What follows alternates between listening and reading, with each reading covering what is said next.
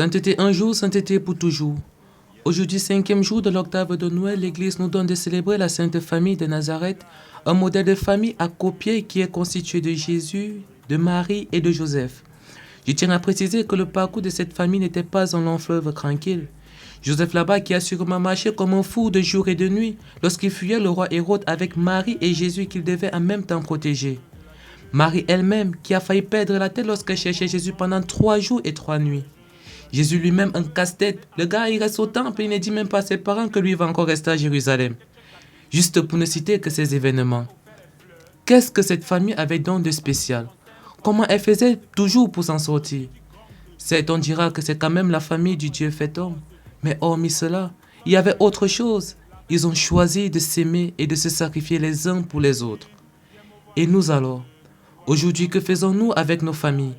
Combien de familles sont en crise, sont divisées parce qu'on privilégie telle au détriment de telle autre, parce qu'on espère manger dans le creux de la main de telle personne parce qu'elle a entre guillemets réussi dans la vie? Combien de nos familles sont divisées à cause de ce qu'on appelle la sorcellerie? C'est elle qui a mangé telle, c'est elle qui a fini les enfants de telle autre. N'est pas plus dans la maison de telle personne, elle met le poison dans la nourriture.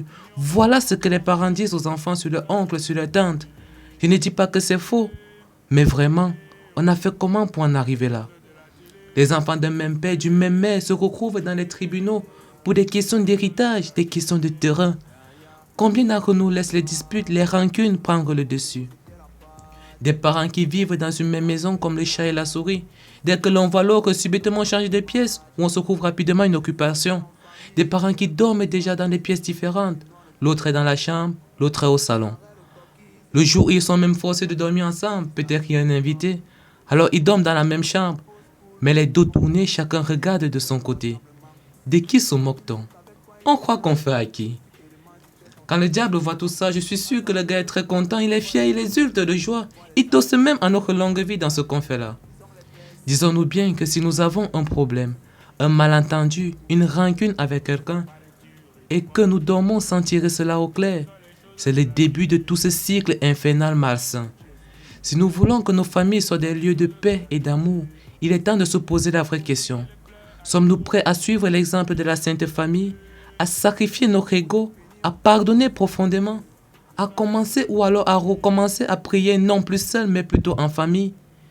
Il est facile de se dire chrétien, mais l'amour de Dieu dans une famille se prouve dans les actions, dans les choix du quotidien. Voilà la fin d'année. Qu'attendons-nous pour changer ce mauvais climat qui règne dans nos familles? Sainteté un jour, sainteté pour toujours.